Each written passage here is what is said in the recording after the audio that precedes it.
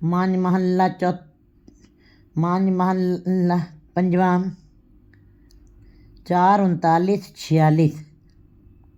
मांझ महल्ला पंजवा। मन तन रत्ता राम प्यारे, सरबस दीजय अपना वारे।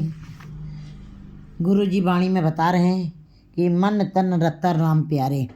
ये उक्ति, ये शब्द कहने में बड़ा आसान है। मन अकाल का रूप है, शरीर काल में है। शरीर काल में चला जाएगा, समय अपना बीतेगा, शरीर मिट्टी हो जाएगा। पर ये मन काल नहीं है, मन का अकाल का रूप है, अकाल पुरख का रूप है। मन तू ज्योत स्वरूप है, अकला अपना मूल पछाण। अगर जो हम गुरुद्वारे में बैठे हैं तो अब गुरुद्वारे में बैठने का मतलब ये मन जो काल में घूम रहा है, इसको अकाल पुरख के साथ जोड़ना है। अगर जो मस्जिद में हम नमाज़ पढ़ रहे हैं तो ये मन जो काल में घूम रहा था, क्योंकि शरीर के साथ इसका संबंध बना हुआ है काल मन का। मन तब तक भटकता रहता काल में जब तक ये शरीर के अंदर प्रवेश करता है। लेकिन है ये अकाल पुरख का छोटा अंश है, इसलिए शरीर समाप्त हो जाता है, पर सूक्ष्म शरीर मन कभी समाप्त नहीं होता। मन तो ज्योत स्वरूप है, अपना मूल पहचान। मस्जिद में नमाज पढ़ रहे हैं, ध्येय तो ये है कि अब इस मन को काल से निकाल के उस अकाल में समा जाए। गुरुद्वारे में बैठ के पाठ कर रहे हैं, गुटखा लेके पाठ कर रहे हैं, ध्येय यही होना चाहिए कि ये मन जो काल में घूम रहा है, बीते हुए समय की यादों में ये घूम रहा है, उसी की चिंता करता है। जो समय बीत चुका है उसकी यादों में ये घूमता है, या आने वाले भविष्य की यादों में ये घूमता है। ये वर्तमान में नहीं आता है। वर्तमान माने क्या है? वर्तमान क्या है? सवेरे से लेकर रात तक वर्तमान नहीं है। वर्तमान तो जो हम श्वास ले रहे हैं, जो दम हमारी खींची जा रही है। तभी वाणी में कहा, दम दम सदा संभालदा, दम न बिरसा जाए। हे जीव, ये तुम्हारी जो दम आ रही, श्वास आ रही है, उसमें उसकी तुम संभाल कर लो, उसमें तुम अकाल पुरख के साथ जुड़ जाओ। मन का उद्देश्य यही होना चाहिए कि हम यदि परिवार में बैठे हैं तो हमारा मन काल से हट करके अकाल में के साथ जुड़ जाए, पर ऐसा नहीं हो रहा है। मंदिर मस्जिद गुरुद्वारों में भीड़ बहुत है, उनका उद्देश्य यही नहीं। वो कामनाओं आशाओं करके गुरुद्वारे मंदिर मस्जिद में जा रहे हैं, उनका ये उद्देश्य ही नहीं है, उनका ये मुद्दा ही नहीं है कि हमको अपने मन जो अकाल पुरख का जो अंश है उसको अकाल में ही लाना है, अकाल पुरख में के साथ ही जोड़ना है। वो काल में ही घूमता रहता है, भटकता रहता है।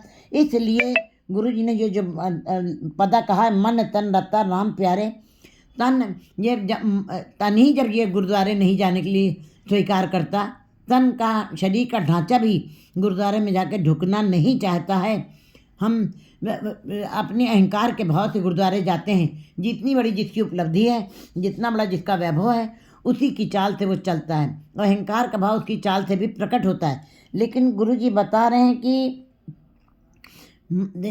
गुरुद्वारे जा रहे हो, मंदिर मस्जिद गुरुद्वारे जा रहे हो, वहाँ पे तुमको उस अपने मन को उस काल से हटा करके अकाल में जोड़ना है, अकाल पुरख में जोड़ देना है। लेकिन ऐसा हो नहीं रहा है, हम देख रहे हैं ऐसा नहीं हो रहा है। शरीर अगर जो जा भी रहा है गुरुद्वारे, क्योंकि गुरुद्वारा गुरु का दर है, वो घर नहीं है। अगर जो शरीर हड्डी का ढांचा जा भी रहा किसी मुश्किल से बहते, तो ये वहाँ पर भी बड़े आहार सब करता फिर आहार एक ना होए।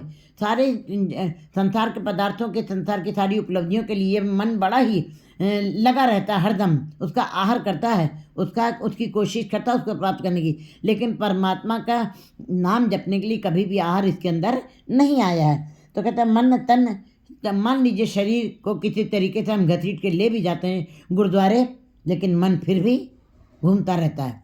मन काल में ही घूम रहा है, मन अकाल पुरख के साथ नहीं जुड़ रहा है।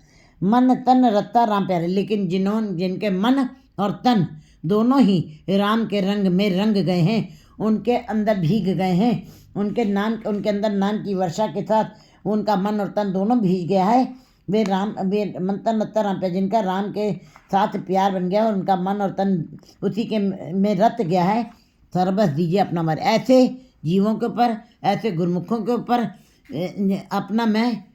अपना जीव भी कुर्बान कर दूं, अपना आप का समर्पण कर दूं, जिनके मन और तन दोनों ही राम के प्यारे हो गए हैं। मैं ऐसे जीवों के ऊपर अपना सर्वस्व न्यौछावर कर दूं।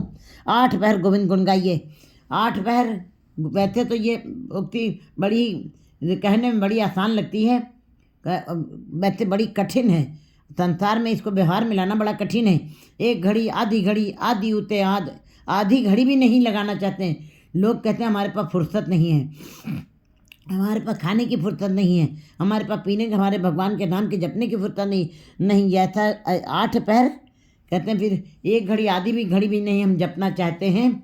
जबकि एक घड़ी, आधी घड़ी भी अगर जो हम परमात्मा के साथ अगर जो लगा दें, मन से उसमें मन शामिल हो, तो हमारा उतने में भी उद्धार हो सकता है।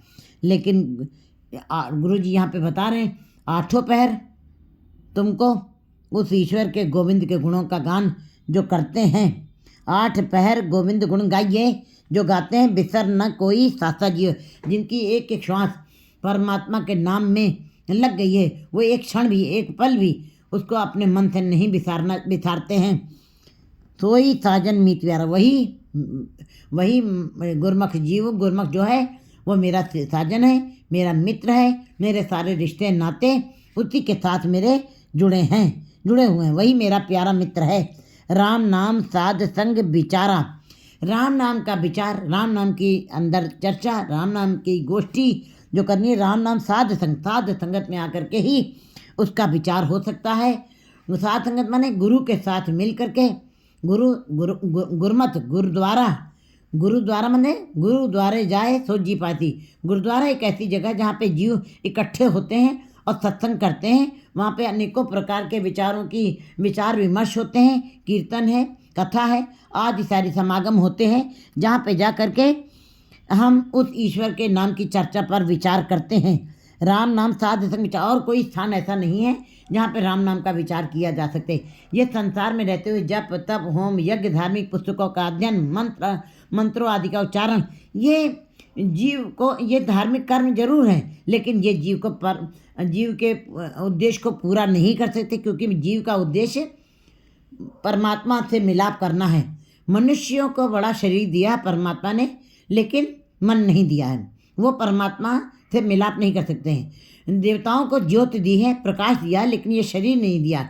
इस देही को सिमरे देव सो देही पझर की थे। ये मनुष्य जन्म है जिसमें परमात्मा से मिलाप हो सकता है। और परमात्मा से मिलाप कब होगा? जब जीव गुरु के साथ मिलाप करके सत्संगत कैसी जानी जितने एक को नाम बखानी है।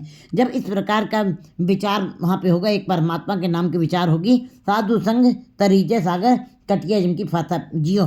तब ऐसे साधुओं के साथ जब संगत करता है कोई भी जीव, तब ये भवसागर जो विकारों की लहरें जिसके अंदर से उठ रही, विकराल लहरें उठ रही हैं। कहते हैं आग की लहरें हों तो पानी से बुझाई जा सकती हैं, लेकिन ये काम क्रोध लोभ मोह अहंकार की हर दम ये लहरें अंदर उठती ही रहती हैं। एक समय भी ये मन इन लहरों से खाली नहीं रहता है। साधु संग तरीजे और साधु संगत में आकर के, गुरु की संगत में आकर के हम इस बहुत सागर को, एक विकराल भयावह सागर को हम पार कर सकते हैं।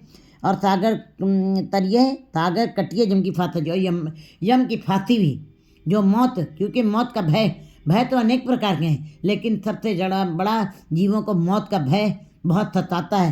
सत्संगत में आकर के यमराज की भी फांसी भी कट जाती है, जीवों को मौत का भय भी नहीं रह जाता है। 4 पदार्थ हर की सेवा, धर्म अर्थ काम मोक्ष का दाता, हर कीर्तन में ये मन रहता।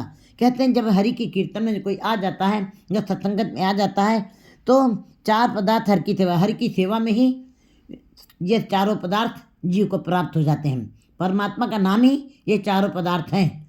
धर्म अर्थ काम मोक्ष जो हैं, ये जो हरि की सेवा करते हैं उनको ये सारी वस्तुएं, सारे पदार्थ, सारी उपाधियां मिल जाती हैं, सारी वस्तुएं पदार्थ प्राप्त हो जाते हैं। पार जात जब अलख विवाह, इसीलिए गुरु जी ने, वैसे तो हिंदू धर्म की रीति के अनुसार उनके धर्म ग्रंथों में जब पढ़ते हैं तो पार जात एक वृक्ष को कहते हैं, जिसके नीचे बैठ करके बहुत सारे काम पूरे हो जाते हैं। लेकिन गुरु जी ने गुरमत के अनुसार बताया, पार जाते हर को नाम काम धेन हर गुणगाम। कहते हैं पार जात, हरि का नाम ही पार जात है। कामधेन गाय जो जिससे जो कुछ मांग लीजिए, कामनाएं कर लीजिए, धेन तो उस गाय से तो आपकी सारी कामनाएं पूरी कीजिए।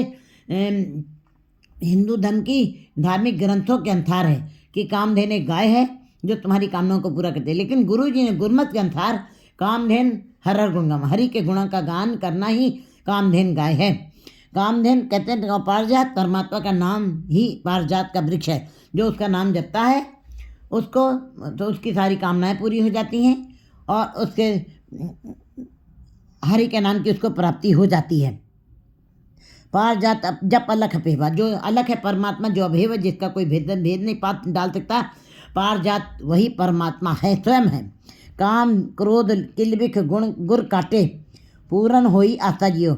और जब गुरु के साथ मिलाप होता है, गुरु से भेंट होती है परमात्मा की अपार कृपा से, तब बड़े भाग्य होते हैं। पूरन भाग माने पूरा भाग, आपका को परमात्मा ने अपने घर से बहुत बड़ा पूरा भाग्य तुम्हारे मस्तक पे बहुत बड़े भाग्य बना दिए हैं। भाग माने हिस्सा।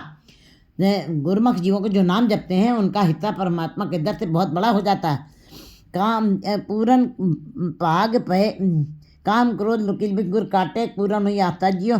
पूरन पाग पे जिस प्राणी के पूरे भाग हैं परमात्मा ने धुर मस्तक से उसके पूरा भाग लिखा है, ज़्यादा हिस्सा दिया उस जीव को अपने घर से। साध संग मिले सारंग प्राण, कहते साध संगत में आकर के, सत्संगत में आकर के हरि की नाम की चर्चा करते हुए और उसके नाम को जपते हुए वे उस सारंग प्राण अकाल पुरख से का साथ मिलाप कर लेते हैं।